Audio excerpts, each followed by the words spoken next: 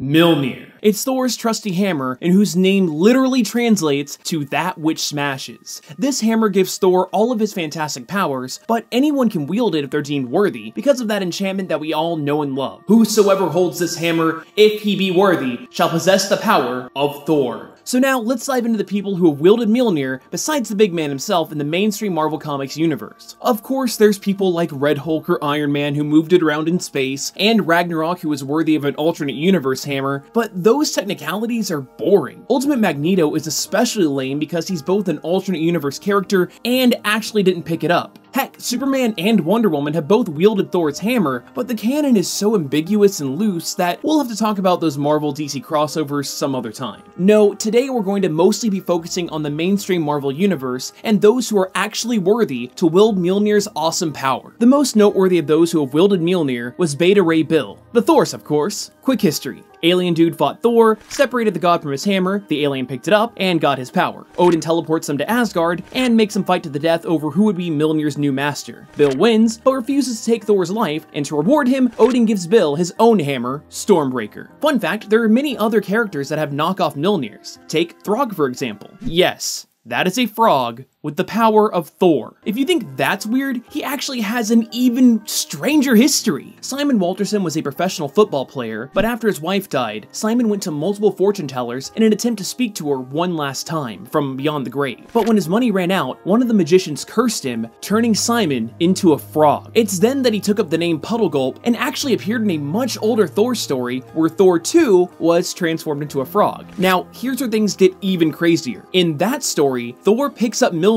and turns into the Frog of Thunder. But it turns out that a sliver of his hammer was left behind, and Puddle Gulp lifted it himself, where it turned into a hammer and turned him into Throg. So yes, since it was a piece of Mjolnir, technically Throg was deemed worthy, and he has his own hammer now. These days, Throg leads the Pet Avengers. Yes, the animal sidekicks of Marvel Comics are part of a super team. It is just as amazing as it sounds. Another Mjolnir duplicate was commissioned by Odin for Roger Red Norvell. This guy was just a normal dude that Loki manipulated into taking Mjolnir, but how he became worthy was pretty unique. He donned Thor's belt of strength and some special iron gloves that Odin crafted for Thor when he wasn't worthy of wielding Mjolnir. Presumably, it's these gloves that bypass the worthiness enchantment, but in real-life Norse mythology, they're what the actual Thor needed for Mjolnir to fly back into his hands. It's a nice way to tie it into the real-life lore. However, Red went on to die, but was later resurrected by Odin and given his own hammer called Crusher. The next guy that we've seen use Mjolnir is someone that you might have heard of, a little guy called Captain America. However, the Cap can only wield the hammer when he contains the spirit of a warrior, which basically translates to the only time that Cap can lift Mjolnir is when he's pumped with adrenaline in the middle of a battle. That explains why we get this little scene in Avengers 2.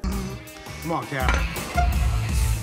Did you see that? He totally made it wiggle. He's kind of worthy, but not all the way there. What's even crazier is that in the Marvel 2099 comics, which takes place in, you guessed it, the year 2099, Captain America was taken out of cryostasis, again, and actually becomes the Thor of the future. Ordinarily, I wouldn't mention this, but in that very same comic, Miguel O'Hara, aka Spider-Man 2099, also takes up the hammer. Now, the 2099 universe is just one of the many possible future timelines of the main Marvel Comics universe. But what makes Miguel special is that he regularly hangs out in the mainstream continuity. It's not like he's Dargo Couture, a future Thor who appeared in like 2 comics and then joined a team of other Thors. Guess what they called themselves? The Thor Corps. I cannot make this up. Outside of Thor, it seems like his entire bloodline is also worthy of the hammer. Take Thor's father Odin, for example, who was the one that commissioned Mjolnir to be crafted in the first place and was its first wielder. Then when Loki resurrected Odin's father Bor, he manipulated the Asgardian into fighting Thor, and in the process, proved his worthiness. But if that wasn't enough, Bor's father Buri has also shown the ability to hold the hammer when he found Thor unconscious on his planet. Now, those are all just Thor's blood relatives, but let's not forget that his adopted brother Loki was also able to wield Mjolnir during the Axis storyline, where all the heroes became bad and all the villains became good. There have also been a few characters that were fused with Thor and acted as his civilian identities. Since they were all a part of Thor, it's either been explicitly clear or implied that they can all wield Mjolnir. The first is actually the weirdest. Dr. Dolma Blake was a guise created by Odin for Thor when he was cast out of Asgard to learn humility. Though this was originally just an alias, Donald Blake ended up becoming his own being because comics. Then there's Eric Masterson. He got caught up in the middle of a battle between Thor and a villain named the Mongoose. When Thor was about to lose, Eric picked up Mjolnir and attempted to swing it at the bad guy. He was hit before he could attack, but this distraction was exactly what Thor needed to turn the battle in his favor. Because of his heroism, Thor begged Odin to save Eric's life, but instead, the Allfather fused the two of them together. They eventually separated, and Eric even acted as Thor for a short period of time, but he ended up getting his own enchanted mace, Thunderstrike, and became a hero all by himself. Finally, there's Jake Olsen. After he was killed in the crossfire of an Avengers battle, his life was intertwined with Thor's. By that, I mean they were literally fused together, and Jake acted as Thor's civilian identity for a while. Jake's soul eventually moved on to the afterlife and found peace, leaving Thor as himself once again. That brings us to the current bearer of the hammer as of this recording. After Nick Fury whispered something into Thor's ear, he was no longer worthy of Mjolnir's power. Instead, it was taken up by his ex-girlfriend, Jane Foster. Fun fact, Jane Foster has actually used a hammer before in a What If story, but that's non-canon, much like when Rogue and Black Widow used it. Weird. Mostly women use Mjolnir in the What If scenarios. But yes, Jane Foster is the most recent wielder of Mjolnir as of this recording, despite the fact that she has cancer. See, as long as Jane is transformed as Thor, the cancer goes away, but she has no hope of curing the disease if she continues to use it. Why? Because every time that she transforms, the chemotherapy that Jane undertakes is immediately purged from her body. If it's any consolation though, Jane seems to have the most natural affinity for the hammer, with her proficiency being so good that Thor straight up gave her his own name because she is light years better than him.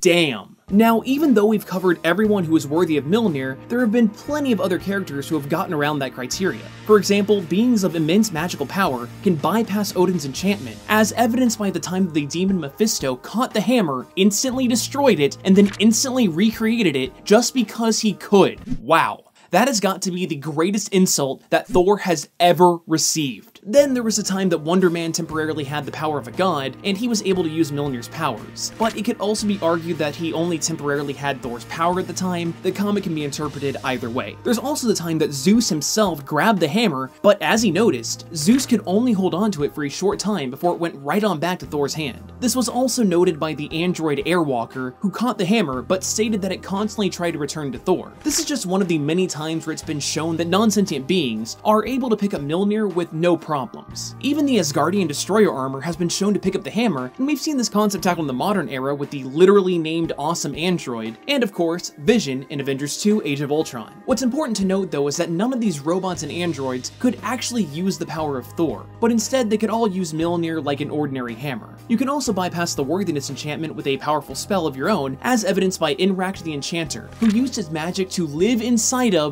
and control Mjolnir. In fact, his spell was so powerful that it had to be undone by Scarlet Witch. You can also get around being worthy if Thor's hand is still on Mjolnir. For example, Storm once forced the hammer to destroy Stormcaster, her own Asgardian hammer made by Loki. As you can clearly see, Thor's hand is still on the hammer, which bypasses the whole worthiness thing. This can be seen again in the Avengers Assemble comic where the Hulk, who was being controlled by Thanos, grabbed Mjolnir and smacked Thor in the face with it. Yet just like Storm, Thor's hand was still on the hammer, turning this into a stop hitting yourself situation. But I'll be the first one to admit that Thor's history is massive, so I'm sure I missed some noteworthy mentions. I can almost taste the comments that some of you guys are writing right now, completely ignoring the fact that I stuck mainly to the mainstream universe and yelling about how I didn't talk about the time that Deadpool wielded a fake Mjolnir or the time that Conan the Barbarian used it. But who's the better hammer bearer that we talked about in this video? Beta Ray Bill or Throg? Click to cast your vote or tweet me at TrailerDrake. If you want to learn more about one of the obscure hammer wielders, then click that annotation to see your history of Spider-Man 2099